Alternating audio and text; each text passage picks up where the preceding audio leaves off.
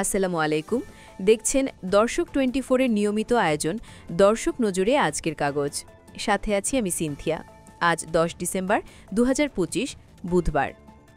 আজকের কাগজগুলোর মূল ফোকাস তফসিল ঘোষণার চূড়ান্ত মুহূর্ত, পোশাক খাতে 2 লাখ শ্রমিকের চাকরি হারানো এবং সরকারের প্রতি মানুষের আশাবাদ। শুরুতেই নজর দিই জাতীয় রাজনীতির দিকে।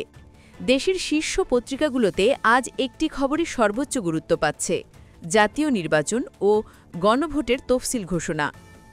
ইত্তেফাক ও যুগান্তর জানাচ্ছে আজ সন্ধ্যায় অথবা কাল তফসিল ঘোষণা হতে পারে, যা নির্বাচনী ট্রেনের যাত্রা শুরু।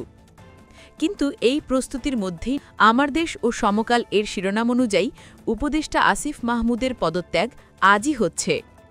অন্যদিকে আমার দেশ তাদের শিরোনামে মাঠ পর্যায়ের কর্মকর্তাদের বক্তব্য তুলে ধরে নির্বাচন কমিশনকে পক্ষপাত দুষ্ট বলার খবর দিয়েছে। প্রথম আলোর জরিপে দেখা যাচ্ছে নির্বাচিত সরকারের প্রতি মানুষের আশাবাদ বেশি।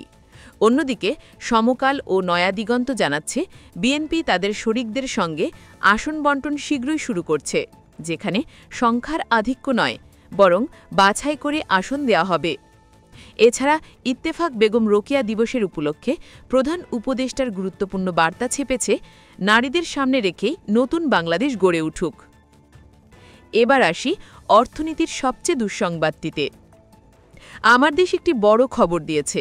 পোশাক খাতে চলছে রক্তক্ষরণ। 22 মাসে 226টি কারখানা বন্ধ হয়েছে এবং 2 লাখেরও বেশি শ্রমিক চাকরি হারিয়েছেন।